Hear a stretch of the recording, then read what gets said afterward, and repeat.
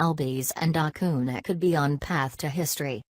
Only 4 teams have had 2 above-average hitters 21 or younger. Each week on the StatCast podcast, hosts Mike Petriello and Matt Myers dig into the world of StatCast and advanced metrics, exploring the most important topics in baseball through the lens of the groundbreaking StatCast technology. Download, subscribe and help others find the show by leaving a rating and review on iTunes or your favorite platform. The Braves entered play on Thursday with a 26-16 record, the best in the National League and 4th best overall.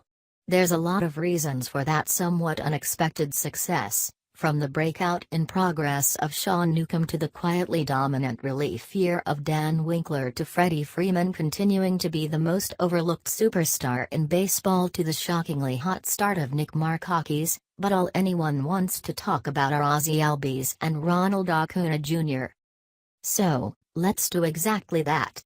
Let's try to figure out how unusual it's been throughout history for a team to have a pair of above-average hitters, both aged 21 or younger. Acuna turns 21 on December 18, and Albies won't be 22 until next January. The answer, as it turns out, is very. Let's start with the important part. It's pretty rare to simply have a pair of everyday players who aren't older than 21, because only the most elite prospects get to the bigs by then, and even then, college players are mostly ruled out. Since 1901, there have been 407 seasons of at least 300 plate appearances from a player 21 or younger, so an average of about 3.4 per season. That's not many. That's across the entire league, of course, so it's even more rare to have 2 such players paired up on the same team at the same time. Again, since 1901, there have been just 34 teams to have a pair of youthful hitters get 300 plate appearances, or once every 3.4 seasons.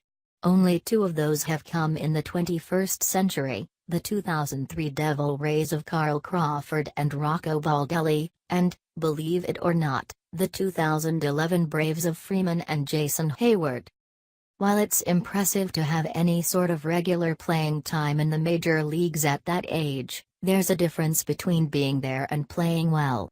Jurickson Profar made it up at 20 in 2013, for example, but he also hit just .234/.308/.336, 77 OPS+, while doing it.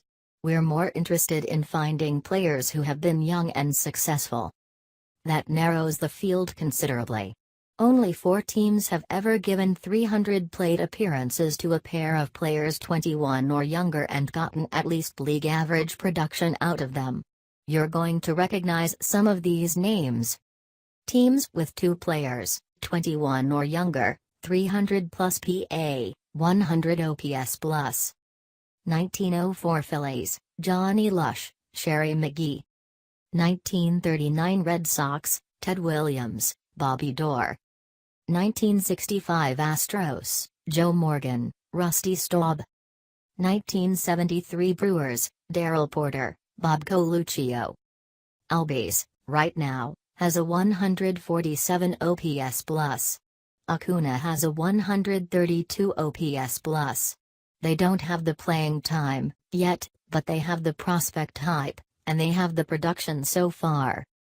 Williams and Morgan are a pair of Inner Circle Hall of Famers, and Doerr is enshrined in Cooperstown as well. Staub and Porter made 10 All-Star teams between them, and McGee had a successful 16-year career in the early years of baseball. Being capable of being a league average hitter at such a young age doesn't guarantee stardom, but it certainly tells you a lot about a hitter's skill. Among those who have done it, Ty Cobb, Mickey Mantle, Mike Trout, Stan Musial, Albert Pujols, and Ken Griffey Jr. You want to be on this list. So, can the young Atlanta duo keep it up? Can they be the fifth entry on a list that's full of Hall of Famers and All-Stars? Albies is living up to last year's near-historic debut, entering Thursday hitting .283/.320/.598, 147 OPS+, tied for the Major League lead in home runs with 13, and also tied with Mookie Betts for most extra base hits, with 30. Acuna has slowed down some from his hot debut, but he's still hitting .275/.348/.500, good for a 132 OPS+, and he's still one of the few major leaguers with a hard hit rate north of 50%. There's nothing guaranteed here, of course. Acuna had hit just .154/.313/.308 over the week preceding Wednesday's 2-4 in a win over the Cubs, so there will be ups and downs. Albies has a .371 WOBA, which is great, but is also a number that's well above his .348 StatCast expected March. We can't simply expect them to come up and be successful indefinitely, because baseball usually doesn't work like that. Hitters don't usually make it up this young and hit this well, either. Maybe usually doesn't apply here. The Braves sure hope it doesn't.